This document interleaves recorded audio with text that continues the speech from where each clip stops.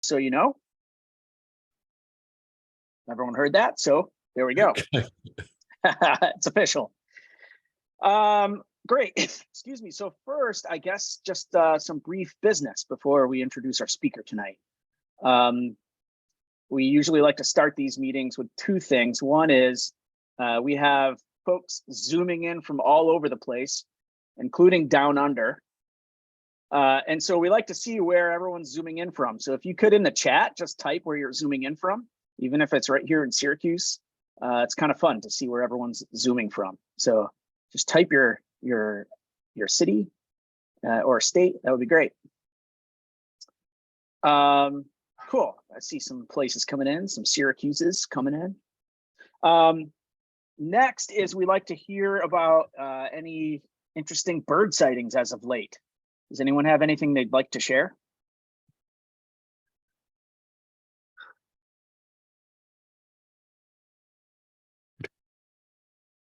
A few weeks ago, I saw some black vultures at the edge of Clark Reservation. They were over hanging with some turkey vultures in the gully by the gravel pits. And I got very excited about that. And it was very clear that, they were very different because both species were there and I could, really compare them. So that was exciting for me. That's great. That's great. I didn't see it, but there was a report of 38 bald eagles on the lake just after it froze over this past weekend. So that's pretty exciting, although perhaps it's diminished now that the ice is melted again. Right. I was there yesterday at Onondaga Lake and I had 28 eagles and a kingfisher. Oh, nice, Mary. Excellent.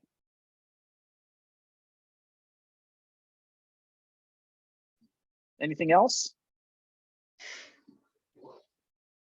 Well, if you have anything else you'd like to share, you can throw it right in the chat. I see somebody put a whippoorwill. Marianne, that's not fair. Wow. Marianne's muted. I forgot, but she typed it in the chat. A whippoorwill. She's down in Florida. And then I see some awesome feeder birds from North Carolina. Mm-hmm. Oh, wow. Marianne writes first one ever here. Awesome. Great. So any other business, Allison or Dory or Joan or anybody on the board have anything else? Yeah, for those who are interested in seeing eagles and other waterfowl on Onondaga Lake, we are having a pop-up field trip this weekend on January 11th from 9 a.m. till noon. You can come at any time and meet up with our two Onondaga, I guess, board and former board members, Paul Richardson and Dave Fitch. They're going to be out there at the Marshy Spits. And I will put a link to our field trip list so that you can get more information on exactly where to go, because it's a little bit hard to explain right now because it requires a few directions. But if you're interested in seeing those, it's pretty easy to get there. Definitely show up and talk to Paul and Dave. And we also have a field trip coming up on the 18th. Dora, do you want to talk about that one? Or I can. Yeah, go ahead. I don't have it right in front of me, so. Sure. So Joe, wait, who is running that one? No, it's not. All right, 1 second. I'm pulling it up.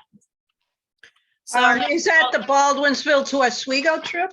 Yeah, Bill Purcell is going to be doing the Baldwinsville to Oswego trip, and the hope is to find some rare waterfowl and gulls. And so that'll be a fun trip where you're kind of driving around, so you don't have to be out in the cold for that long. And that's going to be next Saturday, the 18th, not this coming one. And I will put both of these, the information for both these field trips and all the other upcoming field trips in the chat right now so that everyone can see them. And also for those who knew our wonderful Jerry Smith, who was later known as Sherry Smith, we are planning a memorial for her She decided to change her pronouns later in life to she, her. And we will be having that memorial at Derby Hill on April 15th. So if anyone remembers Jerry/Sherry Smith fondly, we would love for you to join us, share stories about Sherry, and we will also be spreading her ashes and into Lake Ontario off of the bluff there at Derby Hill. So we welcome anyone who's interested in attending to do that. And otherwise, I think that's about it for right now. Great. Thank you, Allison. Anybody else? Any other last minute? All right, well, let's get on with the show, right? We're here for a reason tonight, and it's to make a little visit to somebody who's coming to us from the future. I am. I don't know how many times I can use that joke, but I'm going to milk it. Oh, it never gets old. It never, Okay. never. And I can't give you the lottery numbers. That's usually the question people. Oh, shoot. Well, we'll be. Tell me what the lottery is. Can you tell me We'll keep asking you. So we have Bruce Richardson with us tonight. I'm going to keep my introduction brief because we just want to get right to him. But what I want to say is that I'm super excited to hear this talk. Bruce has books about birding in Australia and is also himself a comedian and a performer, as well as a birder. So this is a really exciting sort of union of a couple of things. I want to read for you just real briefly a short quote from Ken Kaufman. Maybe most of us know take your time with that. Don't make it short.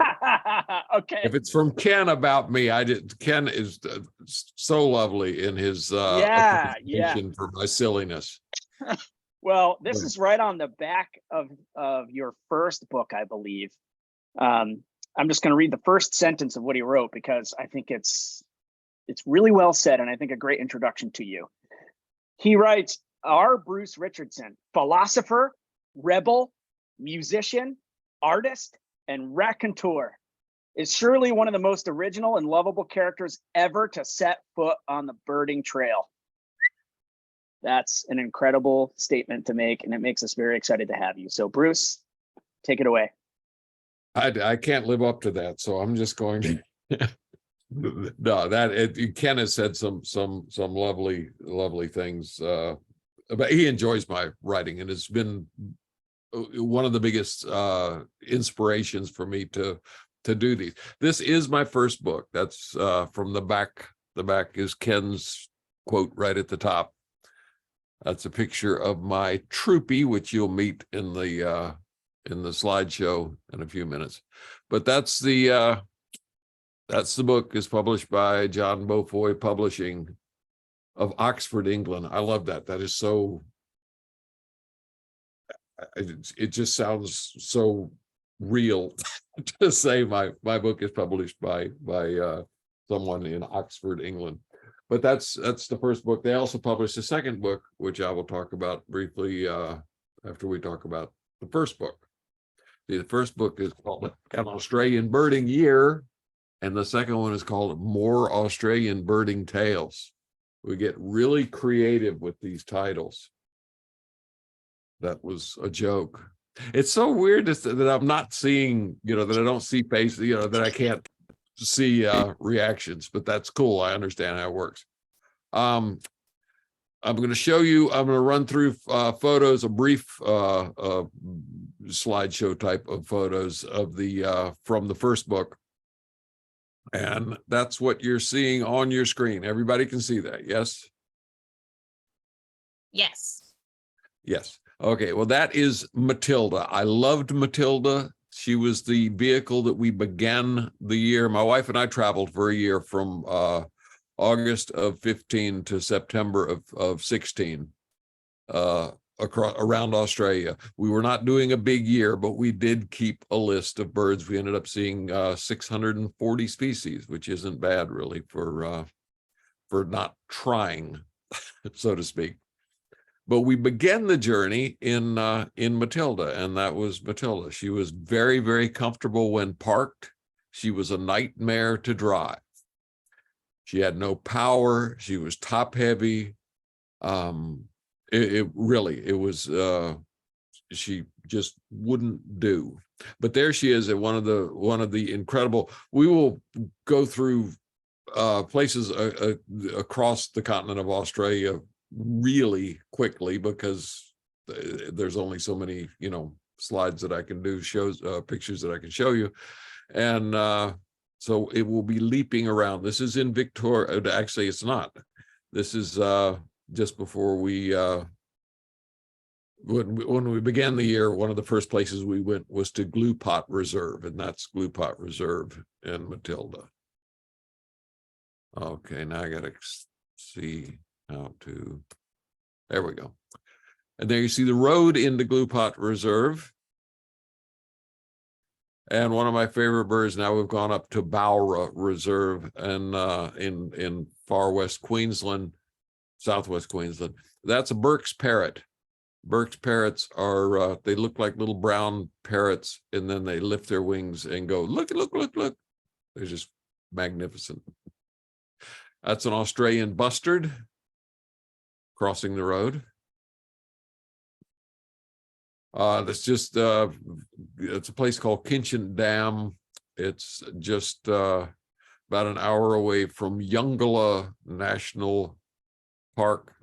That's looking down from Yungala National Park. Driving Matilda up the mountain to get to Yungala National Park was the straw that finally made us decide we couldn't, we needed a different vehicle, which you will meet soon.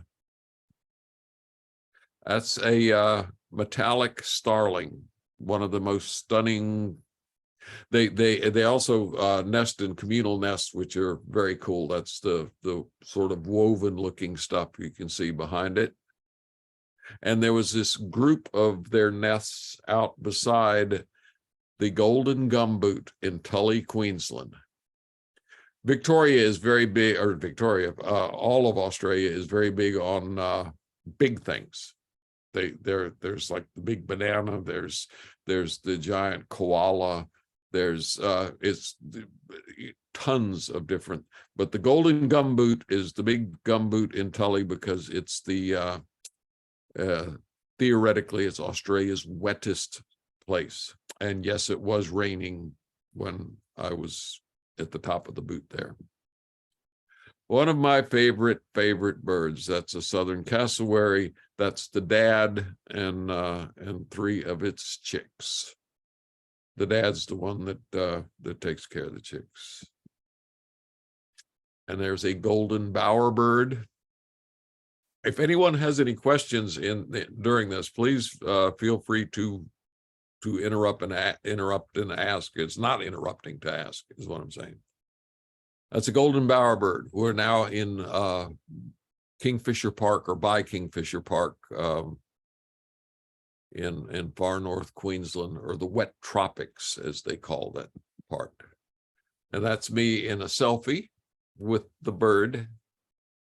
You see the golden bowerbird over my head.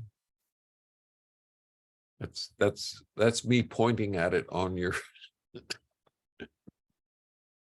And that's a Victoria's rifle bird. That's one of our rifle birds are our birds of paradise here in Australia.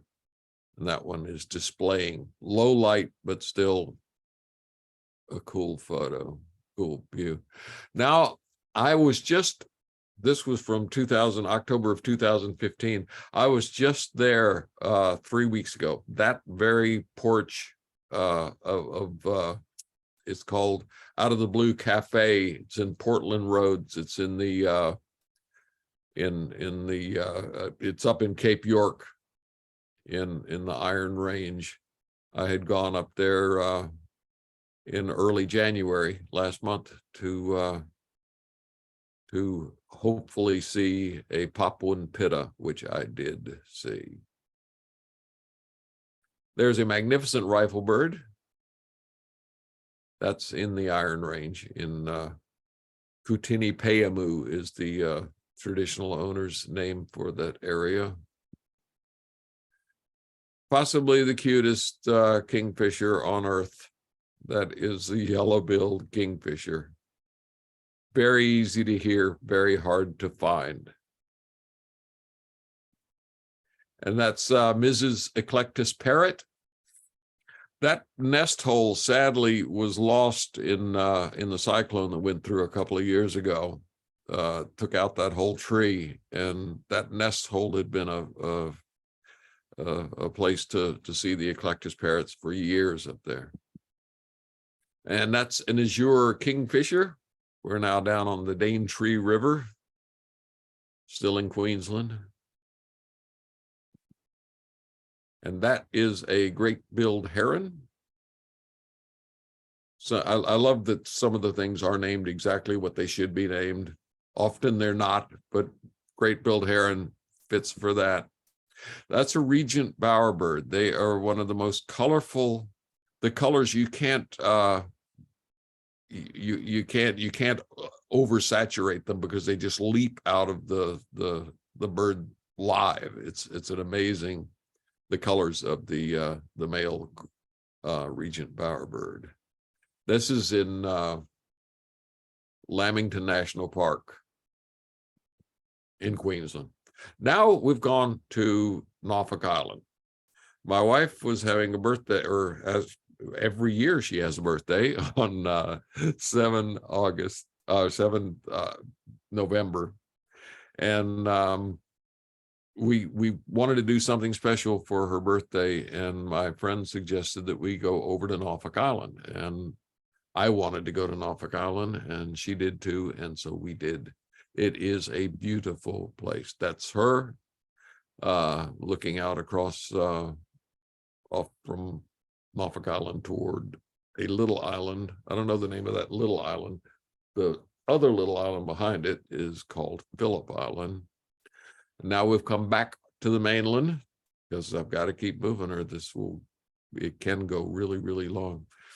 That's one of my favorite, another one of my favorite birds. That's the Pedionomus torquaceus, the plains wanderer. It's the only bird of its in its family. I actually even have one tattooed on. That's it there. And yeah, that's one of my, just a fabulous, and it's what they call reverse dimorphic. The female is larger and more colorful than the male. And there's a Cape gannet. Cape gannet was visiting with a bunch of Australian gannets, still is, I think is actually breeding there now. But it's showing the way that you identify it from the other gannets is the longer black, I think it's called a gulgular line. It runs down its, and it seems to be just saying, look at me, I'm a Cape gannet there. Tasmania, one of the most beautiful. There's so many beautiful places in Australia. I mean, you could spend hours just showing pictures of scenery, and that's just looking somewhere along the east coast of Tassie. And that's one of the Tasmanian endemics, one of the cutest birds with one of the cutest names. That's a scrub tit. And that's a pink robin.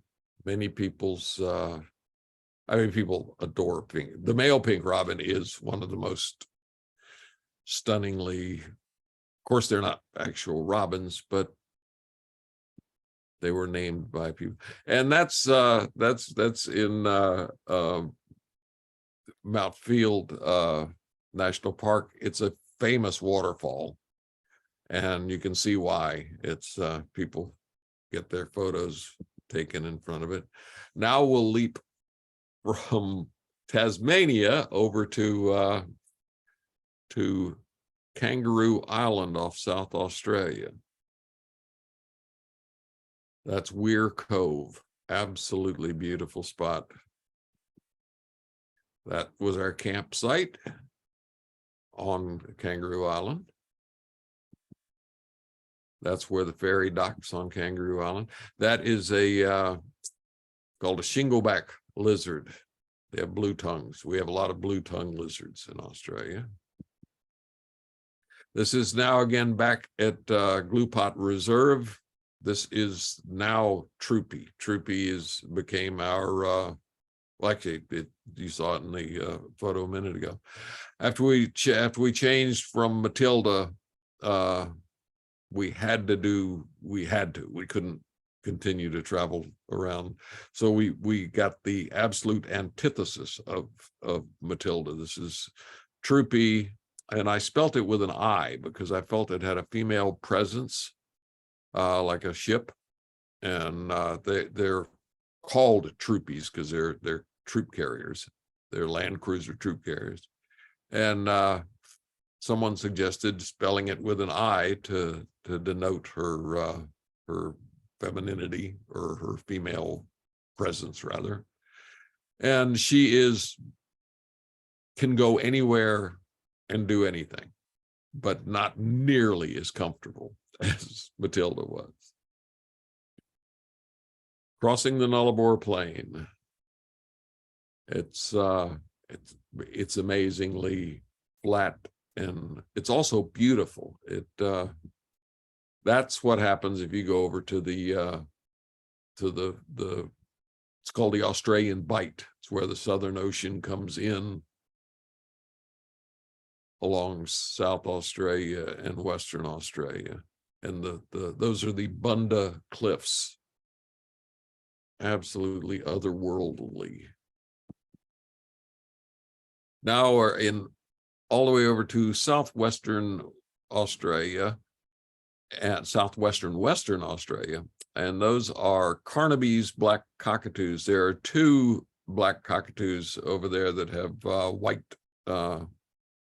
tail feathers, and one is the Carnaby's, which this is, and the other is Bowden's.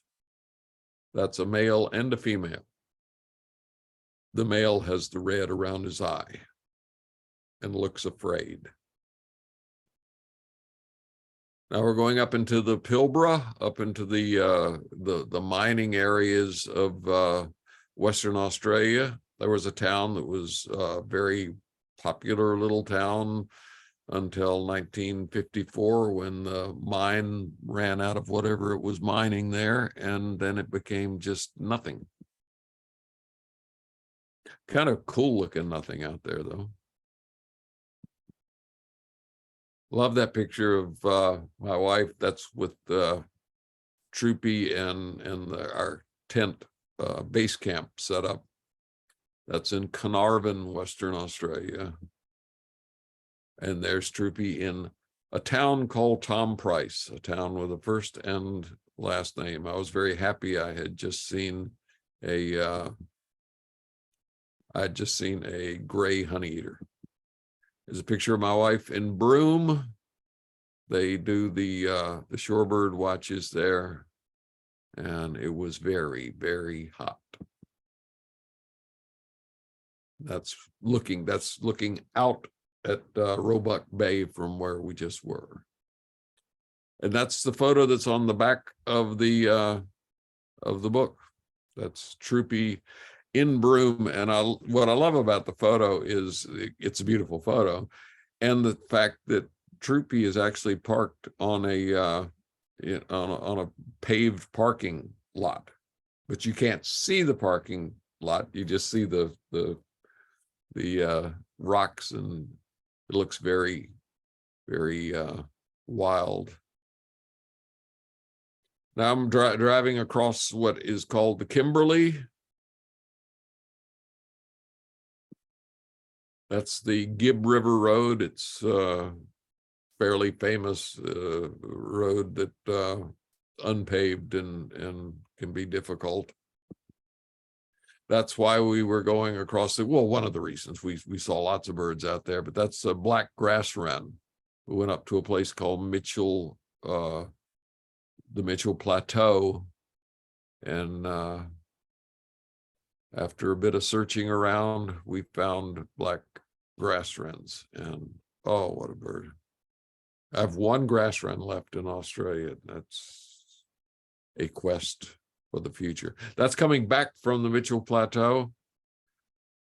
That was the second time I crossed the the King Edward River in Troopy. It's pretty spooky the first time you drive across the river. It is it's like everything in your experience is saying, don't do that. You can't go across that. And you can't if the water's moving very fast or whatnot. You have to know what you're doing, which I was following someone else that had just crossed it. They took this photo. That's just beautiful scenery. That's Connemara. And that is a hooded parrot. I love hooded parrots. That's what's on the cover of the book, is 2 hooded parrots. Cover of the first book. It's a black-necked stork. We're now over in Kakadu. Kakadu is a huge national park in Northern Territory up near Darwin. That's the bird that my wife calls the nun bird, N-U-N bird, because it looks kind of like a nun. That's the banded fruit dove. Senior moment for a second there. That guy was, it was what, we met him at 9 in the morning. He was drinking beer then. And we saw him ride by in this little tin boat and asked him when he came back. We saw him go by once. When he came back, we asked him if he'd seen any large shorebirds walking along what we wanted to see was a chestnut rail, which is very hard to see. And he said, "Oh, I saw several of them up there." And we thought he was just, had no idea what a chestnut rail was or anything, which he really didn't. But they were right up there, and he gave us a ride up, and we looked, and they came out into the sun. Usually people only get photos of them under the mangroves. Beautiful. And that's a thorny devil, one of the cutest lizards on Earth. And that is a gray falcon. Gray falcons are magical. They're one of our rarest raptors, and they are just beautiful birds.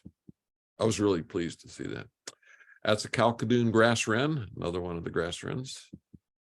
That's a gibber bird, which is actually a honey eater, although it lives in those rocks. I don't know how it evolved to do that, but it did, and that's where it lives. It certainly doesn't eat honey out there. And that's outside of Coober Pedy. We saw several birds out in that area that we wanted to see. Coober Pedy is the very essence of cool place to visit, but I wouldn't want to live there. It's the opal, I think it's the opal capital of the world. I don't know. It's certainly the opal capital of Australia. And that's an opal mining truck on top of the sign. My favorite photo from the year, that's my wife listening to and then hearing, and then we saw a what was called sandhill grass wren. It became when they split them, it became Rufus grass wren. But she was, I wear hearing aids, and I could not hear grass wrens whatsoever. It's a high pitched sound, and she could hear them though.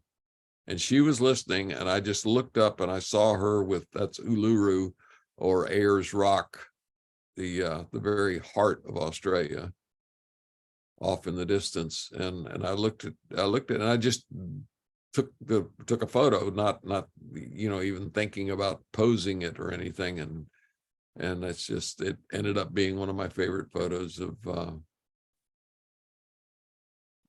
the year. budgies, budgerigars. Budgies are just wondrous, and when they're in large flocks, which they often are coming into dams, they call little ponds here dams, particularly if they're man-made. And these were behind by a dam behind a place we stayed in the Northern Territory. Now we're back over to what I call the wet tropics, what is called the wet tropics. That's Kingfisher Park. And now that's further up into Cape York. That's the golden-shouldered parrot. Golden-shouldered parrots are very endangered. Habitat loss and predation, and they only nest in there are 3 different types of termite mounds. These are the witch hat ones, and that's the ones that they make their nest hole in. And they're not that many of them left. There he is on top of the witch hat termite mound. Now that was for you guys, that's a laughing gull, the dark gull there in front of my wife. And we drove,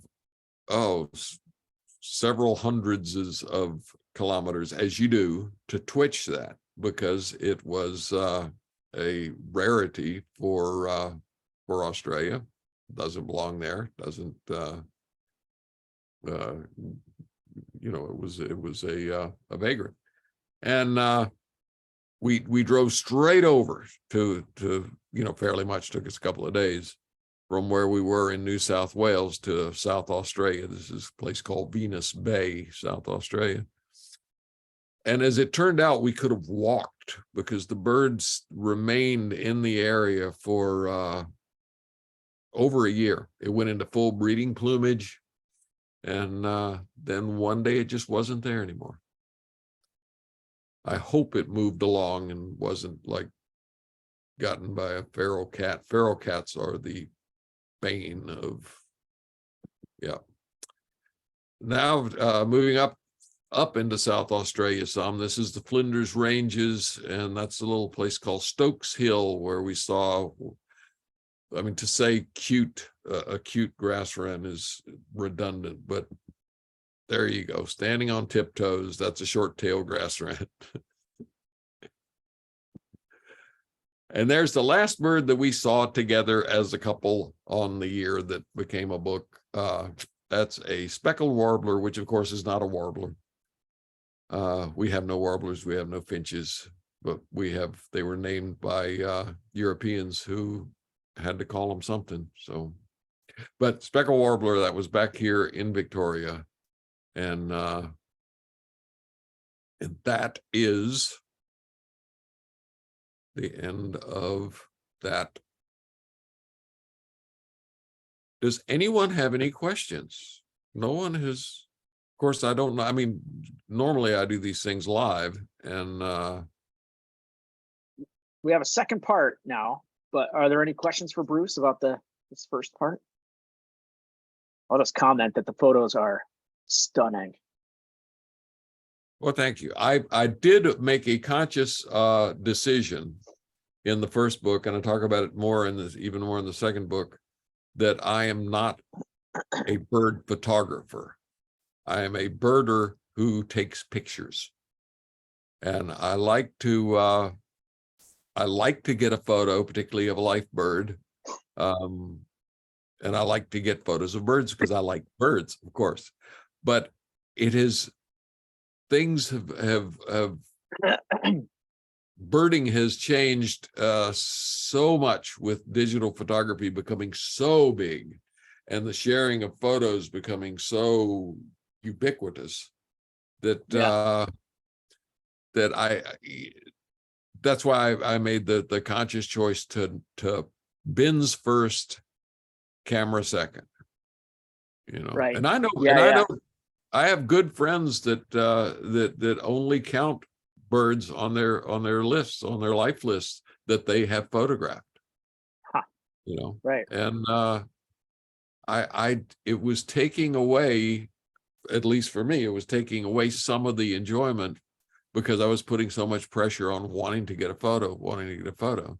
Yeah, and That- then you're looking at everything through a lens rather than maybe just, you know, with your own eyes or through binoculars, I guess. Yes. Bruce, there is a question in the chat about what the other gulls were with that laughing gull. Do you recall? Yeah, they would have been silver gulls is our common gull. That's our I don't want to say trash gull, Lord. That's our very, very common, you know, that's the one that comes in and tries to steal your chips while you're having lunch. Gull. There also may have been, if there were any larger gulls in that group, it would have been Pacific gulls. But I don't think there were. I think they were. Great. Yeah. Awesome. Thank you. I think that's the only question for now. Okay. Should we go ahead and look at some photos from the second? Yeah, let's do it. That's a buff-breasted sandpiper. We twitched that here in Victoria. That's a group of people. See, birders look just like that. Looks just like, you know, y'all. It looks like birders look like birders wherever you go. But that's a group of people that had gone out to see the buff-breasted sandpiper that was being seen at this lake. That's a little pond or a dam, as they call it here, where there were just heaps of birds. These are birders. This is happy birder people. That's me in the middle several years ago. Now we're going out on a boat. This is is that an Arctic Jaeger or is that anyway, it's a Jaeger. And that's a longtail Jaeger. So that's yes, that's an Arctic Jaeger, or for you guys, let's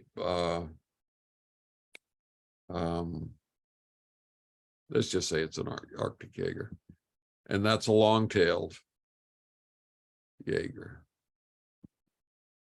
That is my troopy after seeing, it was a very, very exciting thing for me that for the first time since 1978, a letterwing kite was seen in Victoria. They're normally seen in the far, far outback deserty areas of the center. And one had shown up and I drove up as quickly as I could, although it was very, very, there'd been heavy rains and the road was really muddy and even troopy. That red clay mud that we get is like driving on ice. That was like driving on ice. There you can see Troopy off in the distance as I was walking around looking for the letterwing. I didn't see it until the next morning. I got there just after people had seen it, and there it is. And there you can see the letter on the wing. The underwing is why that's called a letterwing kite. I love that. I got a tattoo of that too.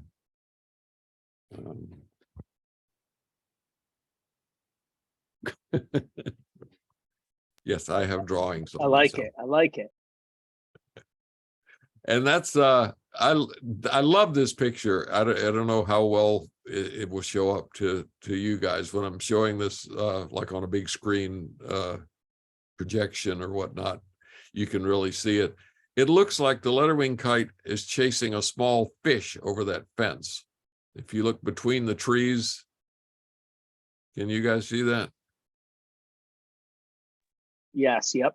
I see that there. Yes. It does. It tickles me because it really looks like a fish. I know it wasn't. I don't know exactly what kind of bird it was, but it was not a fish. I know what kind of bird that is. That is a wandering albatross. Look at the wings on that. longest wingspan of any bird, of all birds. And that's a Westland's petrel, because it's a really pretty picture. That's a little stint. And now we've jumped up to, if you read my first book, which theoretically everybody's going to go out and get both of them. My first book, Lynn and I spent 5 days trying to see a black-breasted button quail at the place where you're supposed to see them, where a friend of mine had seen one just 2 days before we'd gotten there. And we searched and searched and searched and never saw it. But in the second book, I did see it. That's a male, 2 males, actually. Regent bowerbird, again, you met that in the other, also seen at Lamington National Park, Queensland. That's my troopy set up to camp by myself, actually. Yeah, my wife stopped traveling and birding, which I was not, I would rather that she still birded and traveled, but I think after a year, she felt like she'd already done it. That is a bird that you guys may have seen. That's a Hudsonian godwit. Quite rare for us here. And those are Aleutian terns, which we didn't even know we had in Australia until a friend of mine zoomed in on photos he had taken of terns the year before and decided that he really thought they were Aleutian terns. And then he went back same time the next year and they were, and they've been there every whatever it is season. That was in what, November? Well, it doesn't really matter. It's not. But anyway, they're still there, and they're coming back. Actually, it may not even be a yearly thing. They may be there year round now. But we didn't know. It was just, that's the thing of having. We live in a place. Australia is as large as the continental United States, and we don't have as many birders. We've only got 26 million people, full stop. So we have a smaller amount of birders and a lot of territory to cover. That's where I waded across that to get to that sandbar out there, which is where I saw that those terns. Now we're going down to Tasmania again, because that is just that beautiful. That's how pretty it is. That's the north coast of Tassie. And that was a spot that I was given to park troopy that was just particularly lovely. That's in Tasmania. Now from Tasmania to Waikerie, South Australia, where I'm crossing the Murray River on my way to it's actually a one of my favorite chapters in the new book. Is called An Unexpected Journey, Bogey No More. I hadn't planned on going north to see that bird. That was a bird that I dipped on repeatedly in the first book during the year, and it's a bird only seen up in the Northern Territory and western and parts of Western Australia. And I had gone out on a what was going to be a short birding trip, but I'd gone all the way up to Coober Pedy, and friends were saying, well, you know, there's yellow rump manakins are being seen in Catherine, and you're almost halfway to Catherine. Anyway, it turned into this huge trip up to see that bird right there. With that bird, I'd seen all the finches in Australia. The beautiful, beautiful bird, particularly beautiful to me at that time, because I mean, it's not as beautiful as and I didn't have a picture of that in the other short slideshow. As the Gouldian finch is our most famous. And yes, we do have camels out there. In the wild camels in the center of Australia. That's the Mallee. It's just a picture I took. I was birding in there, and I thought I ought to just take a picture of what the Mallee looks like, and that's what the Mallee looks like. It's absolutely beautiful.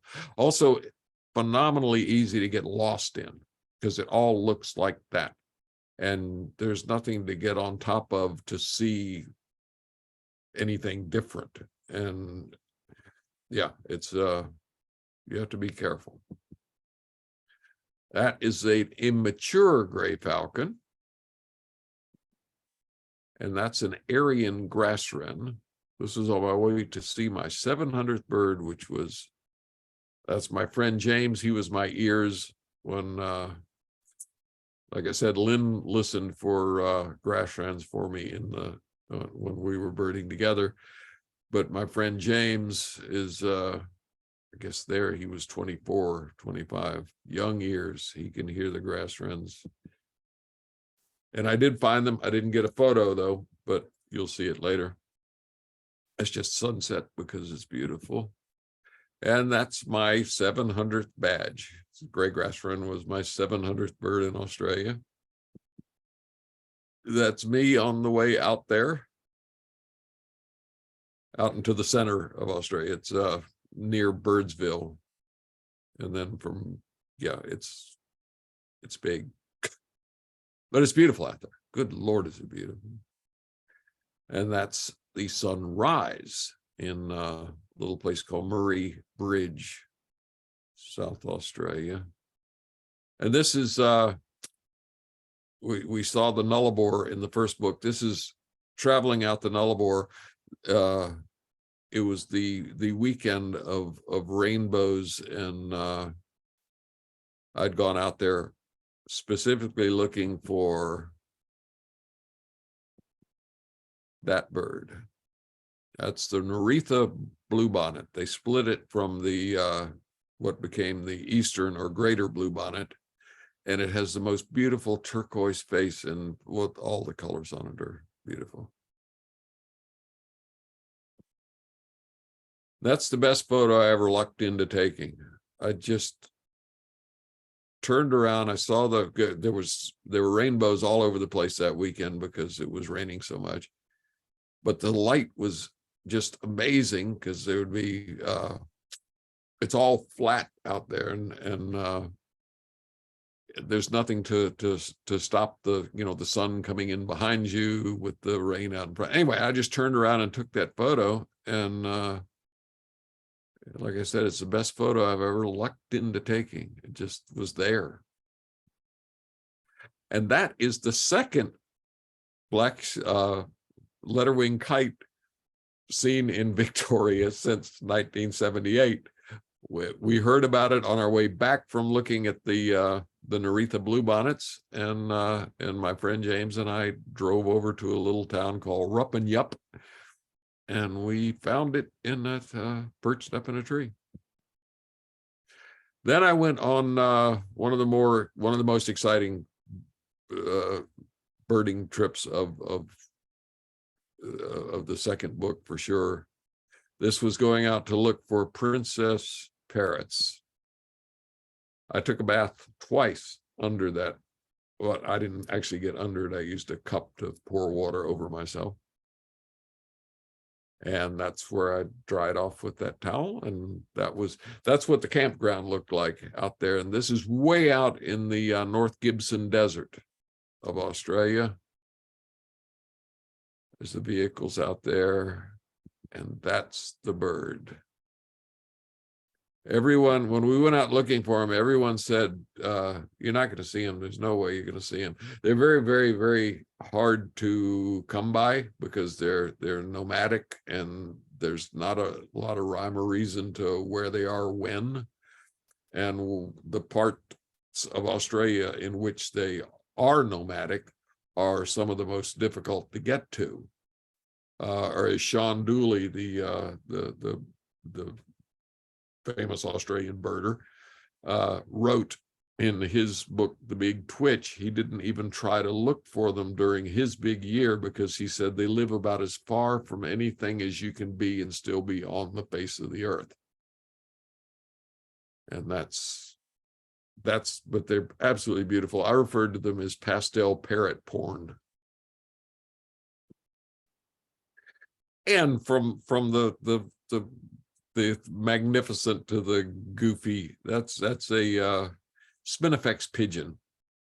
They're called spin pigs affectionately, and they'll become quite used to people, and you can be at a little kiosk and have them running around your feet, but they are absolutely gorgeous if you take a few minutes to look at them. And they have this long top knot crest.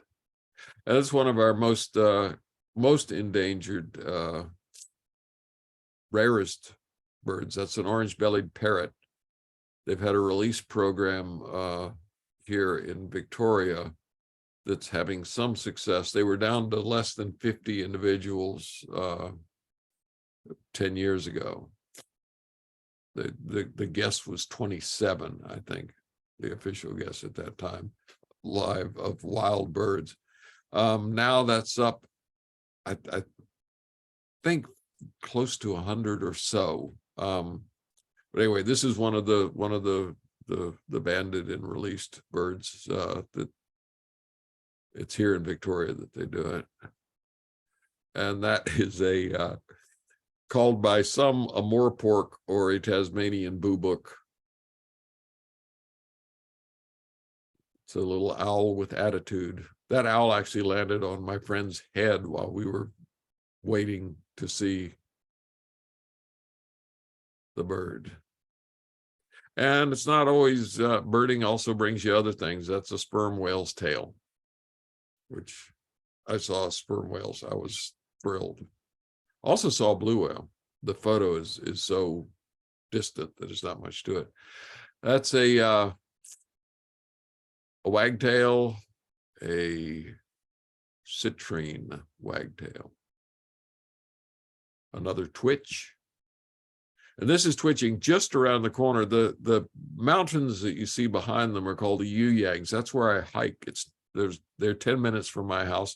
This spot is 10 minutes from my house. And we had Australia's first tufted duck. Was named Tuffy by a friend of mine, and it stuck. And people from all over Australia, any birder in Australia wanted that bird because it was an Australian first. Nobody had it on their list. Oh, back to one of my favorites, one of my favorite. This is called a turquoise parrot. I love them. There's a little place in Glen Rowan, Victoria, where the caravan park has, on the grounds, they live in that area, and I've never been up there when I didn't see them. And that's a Tahiti petrel. Yes. I love that photo just because it's a wandering albatross with the coast of Tasmania in the background. I've been to Tasmania over a half dozen times, pelagic birding. That's a southern fumar. South polar fumar.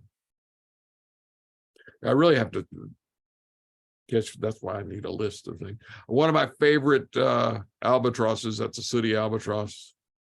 They have white eyeliner. They're just really cool looking. That's the coast right there near Eaglehawk Neck, Tasmania. It is so beautiful. I'm going down there in first weekend in June this year. That's where I stay, in Eaglehawk Neck, Tasmania. Double rainbow. That's James taking a picture of it. And there it is from another angle, different place, same area. Jumping over to Western Australia, that's where I spent 3 days looking for Western ground parrots and never saw them. but then went to another place and did see western bristlebirds because they're cool. I love that photo just because it's a cool photo. Those are Carnaby's black cockatoos again, coming into behind the caravan park where they just hang out.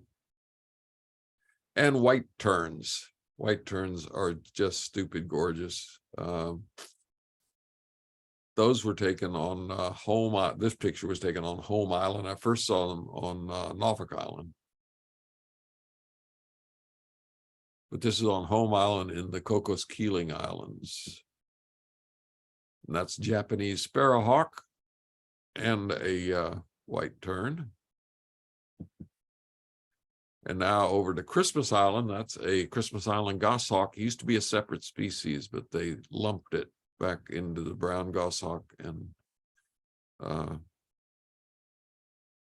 course, all listers want lumps to be split and not lumped.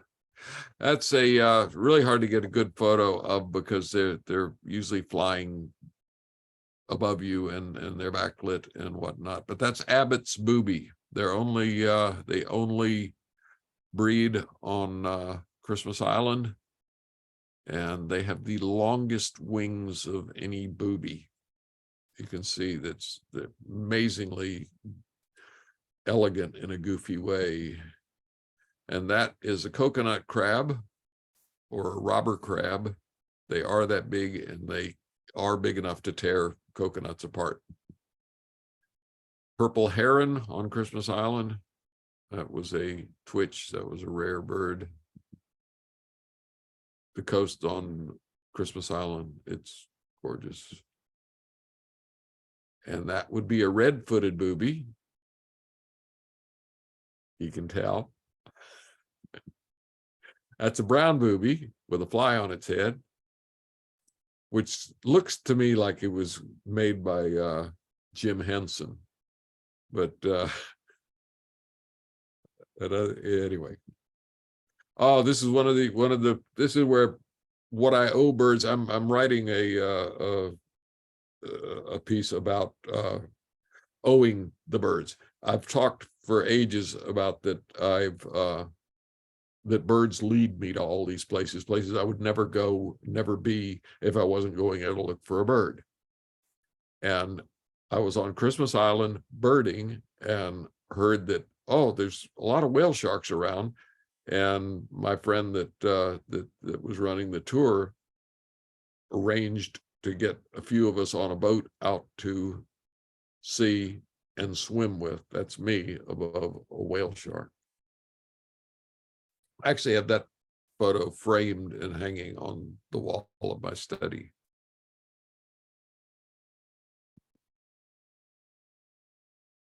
The back of the whale shark, it came right up underneath me, came up closer to me than I would have been to it.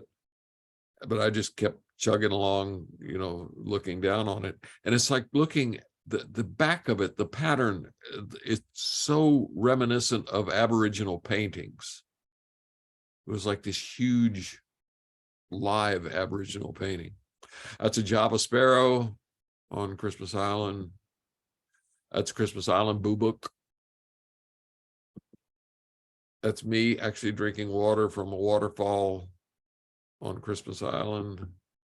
The Christmas Island red crab migration is world famous. People come there to see it happen because it is pretty crazy. Thousands upon thousands upon thousands of red crabs heading for the water to lay their eggs. That's a golden bosun bird. It's actually a white-tailed tropic bird, but the subspecies there is often, they're not all golden, but is often golden, and they call them the golden bosun bird. This is the only fly to and fly back twitch I've ever done. Leaving early in the morning, I flew from Victoria to Sydney to see that bird. That's a Kentish plover.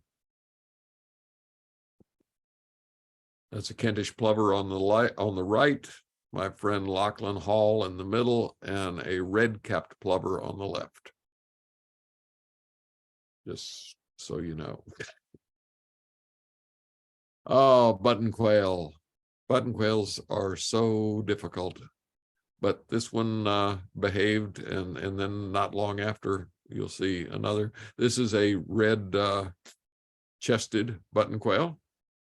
There were groups of them being driven out of the fields where they normally would be difficult to see by the columbines, combines, not columbine, columbine's a place, combines, harvesting the hay, when they were being driven out to the edges of the road, and we were able to see one. That's what the hay area looks like. And that is a picture that my friend got of a red-backed button quail. And that was another spot. And there was a thunderstorm on our way back from that, and he managed to get a photo of lightning over top of Troopy. This is a famous bird, like many of our birds, like Tuffy had a nickname.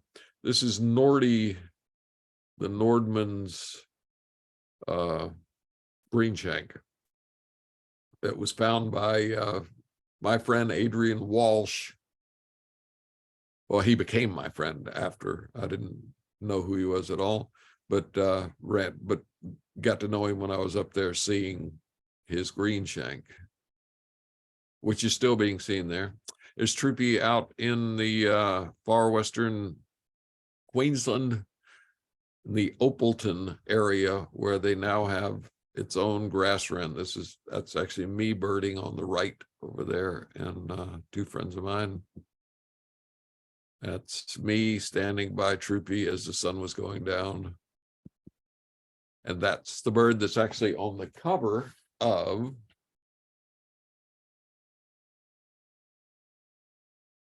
More Australian Birding Tales. That's the Opalton grass wren.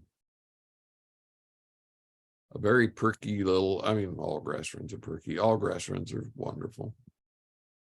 And that's a rufous-crowned emu wren. Emu wrens are called emu wrens because their tail feathers look like emu feathers, and they're very long. They only have, is it 5 or 6?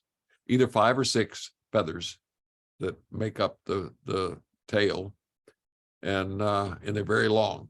Actually, so long that it inhibits their flying somewhat. That's what it looks like out there. That's Western Queensland, far Western Queensland.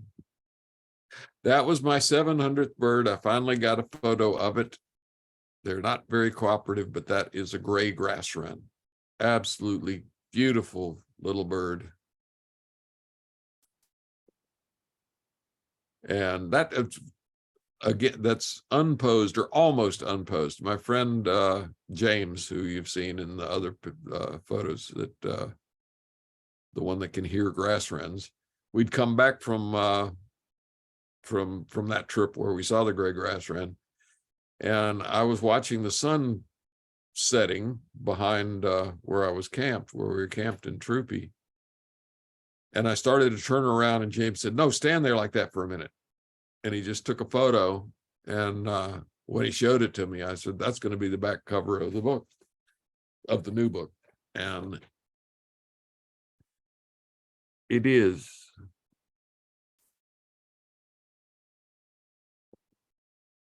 And the last twitch in the new book is that is a Hudsonian whimbrel. It was seen here in Victoria, only a few hours away. Well, far enough that it was too far to drive over and drive back. But the first confirmed sighting, I believe, in Australia. And that is Troopy at the site where we saw it. And that finishes that one. Whoop. That's too many things. So yeah, I'm not, thank you very much. Thank you, appreciate it. Yes, anyone have round of any applause. Questions, yeah. Questions? If you have a question, feel free to unmute yourself or type in the chat, or you can use the raise your hand function, however you want to do it. Yes, and Jason will Yep. alert me to it. I'll be happy to moderate. Well, Bruce, I'll start with a question, I guess. And you might have said this, but I guess I would ask you, like, what would you say has been your sort of favorite encounter, if you could pick one? I know this is like, right.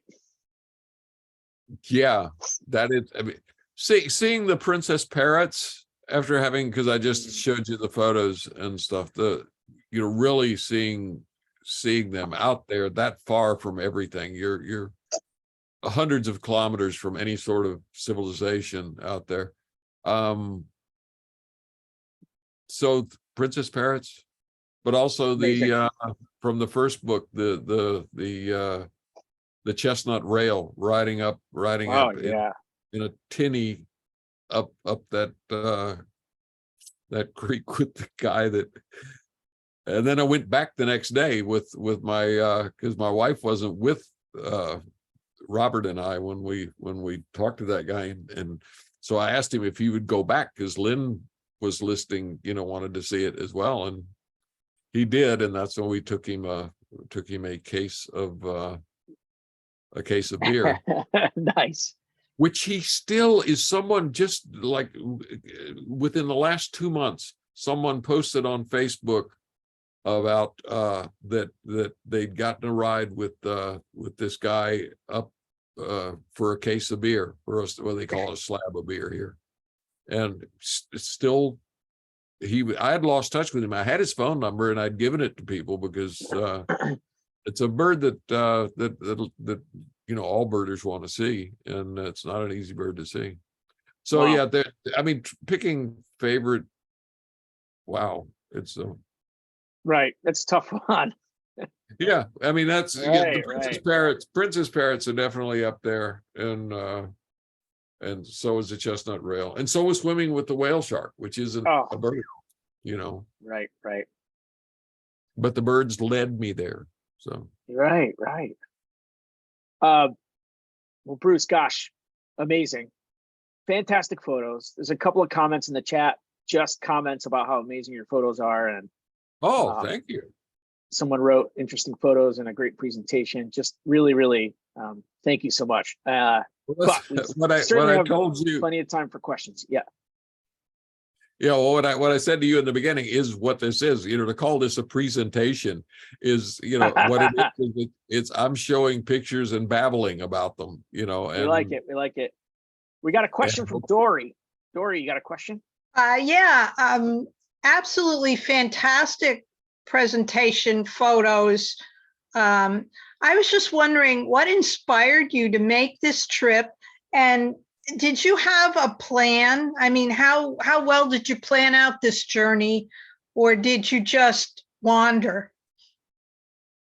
In the first book, you can see. Can you see that? Yep. That's John Weigel, who is the big year record holder in Australia as well as North America, and that was him laying out his idea of where to travel for a year. We were actually at the biggest week in American birding, and that was in Maumee Lodge. That he sat there and did that, and I still have. And I'll keep them for, I don't know what, for the birding museum. I wonder about some of the stuff that I keep, but he wrote out his idea of what he thought a good year would be. And the reason that we did it was that we had Australian permanent residency, but we'd had to go back to the US because Lynn's father was very ill. And we'd spent so much time in the US, we had to come back to Australia and be here for over a year's time. But we didn't have a house at that point here. We didn't have, and that's when the idea of get a small motorhome and travel around Australia came up, Mhm. which of course I was just, oh boy, oh boy, oh boy. And my wife went along with. So I was like, yes. And then, like Lynn said, but we're not doing a big year. We're not doing a big year. And she was adamant about that because she's known big year birders, friends with, and knows what goes into doing a big year. And I said, no, we won't do a big year. And as John Weigel said, he said, but you'd be mad not to keep a list. Yeah. So we did keep a list of birds we saw together as a couple, which ended up being 640. There's a list at the back of the first book. Amazing. Did that answer? I probably forgot what the question was. Yes, no, that answered my question. Thank you. Oh yeah, that's how we ended up. Yes, we did have a plan. Did we stick to it? No. No. No. And that's the thing that when people ask, what's something you would tell someone, what's advice you would give someone, and be flexible is the biggest advice for that sort of travel. Be flexible. Right. Because things are going to change. There's a certain amount of things you have to book, and schedule, but other than that, be as flexible as you can. Leave yourself room to. Yeah. All right, we got a question from Mary too. Mary. Hi, yeah, what a Mary. fabulous presentation. I just have to ask you, so were you gone 2 years, 1 year with your wife, and then 1 year on your own? No, my wife and I did the year, what became the first book together, and it was actually the official year was from 15 August to 15 August. We left that following September to come back to the US and just gather our things together, and then we moved back here in January. That was September of 16. We moved back here in January of 17, and that's when the second More Australian Birding Tales begins, just talking about the birding that I did after that. And my wife pulled away from birding, which I know seems, I don't understand it either. But no, I mean, she really had been immersed in it for a year. And but I continued to travel and to chase after birds and go looking places, and then people that really enjoyed the first book, it started coming up with, you should write a second, you should write about these, because I was blogging about, and both books are based loosely on my blogs Okay. and so I did, and I'm actually doing that now about the birding that I've been doing since the second book. So there could be a third book, and then it'll be a trilogy. Oh, nice. which someone very jokingly said it could be called Lord of the Wings. Oh, that's great. Oh, that's Yeah. great. And then I just have one other question for you. What kind of camera do you have? I have an old, I realized how old it was just this past month. 14 years old. It's a 7D 100 to 400 push-pull lens. This is in the world of digital technology, it's ancient. Well, it takes you take fabulous pictures, so hold on to it. Thank you very much. I am, but I also have now, I've made I've dipped my toe into the mirrorless technology and have one of the lower end Canon called a R7 or 7R.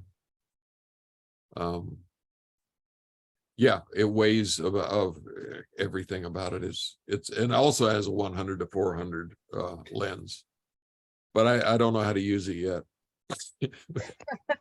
I am a Luddite. You should have seen Jason and I getting this started. You know, it's technology has moved. That's when I realized that my camera was 14 years old. You digital things you don't keep 14 years, you know, anymore, Right. you know, but it's done. That camera, I will always have that camera, but I will also be carrying the new, smaller, lighter, mirrorless. It has the I haven't gotten where I can work it yet, but it does that thing where it finds the eye of the animal you're photographing and will stay in focus on the eye no matter what the. Yeah, and I've seen brilliant Cool. stuff by friends, you know, friends of mine. I don't know how to use it yet, but I have it now. It's that learning curve. You'll get it. Yeah, but it's yeah, it's the curves are the older I get, it seems like the curves are more curvy. I don't know. Okay, I think it's a universal curve, so we're with you on that. All right, well, thank you very much. Really, really enjoyable. Yeah, and keep on birding and keep on taking pictures and keep on writing books. Oh, I will. And if any of you follow me on Facebook or whatnot, I am continuing to blog. I'm actually sort of behaving as if there is going to be a third book. And I just came back from, as I mentioned somewhere in there, the Iron Range Kutini Payemu, which was just so glorious to see the I should be able to show you guys that. I want to show you a picture. I think I can do this. I want to show you a picture of that's not what I wanted to do. While you're doing that, Bruce, I just put a link to your Facebook in the chat if anyone wants to follow Bruce. Good man. Do there that. you go. Do that. Anyone that enjoyed this what we were calling a presentation, then please feel free. Why can't I get that to stay out? Okay, I know. I'll minimize that. That's how. And then I want to real quickly go to photos and then up here to, oh, please be right there real quick for me. See, that was the southern cassowary that we saw up there. My friend David Adam, he's a fabulous photographer. It's not just that that he has such a good camera. Took a incredible photo of the Papuan pitta that I was looking at.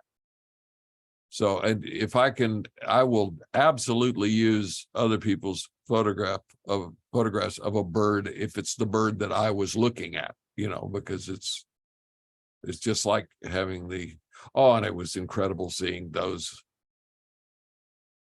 I called them emerald beauty noodles. They're green tree pythons. Oh, I'm not gonna be able to grab this quickly. Those are my photo. Well, that's James's photo, which is much better than mine. That's the pitta. Beauty. It's not. Yeah, beautiful. Not the one I was like. I was chuffed as I could be to get photos, beautiful photos of the palm cockatoo. which I'd never had the chance to do before. Look at that beak. Anyway, I'm gonna quit Yeah, looking for that is impressive. That is Yeah, I quite mean, beautiful. I would talk to you guys forever if you know, well, not forever, because I'd have to, eventually eat. But Well, does anyone have any other questions? Any last questions for Bruce? Don't forget to follow him on social media if you're on social media. Also, we put a link in the chat to his books. So, oh, thank you. Maybe you want to buy a book or two, or well, two. They Two make books, buy two wonderful books. gifts. Yes. Great. Well, gosh, Bruce, thank you so much. This was a pleasure. It was so nice to have a little look into the future and Thank at you. some fauna on the other side of the world. So thank you. Thank you very much. We really appreciate it. Thank you for having me. It was a absolute pleasure. It really was. Thank you. Great. And Bruce, I'll message you just a couple times, or maybe obnoxiously all the time. So I apologize for that. No, you can't be, I mean, I can ignore it if I need to. Okay. No, All right. you can't bother me. You can't bother Okay. me. All right. Good. Glad to hear it. All right, everyone. Well, thank you very much for coming. And don't forget about our events. Visit our website for that information. And yeah, we'll see you all soon. Thank you for having me. It was a pleasure. Good Thank night, you so everyone. much. Or good afternoon, you. Bruce. Thanks. It is.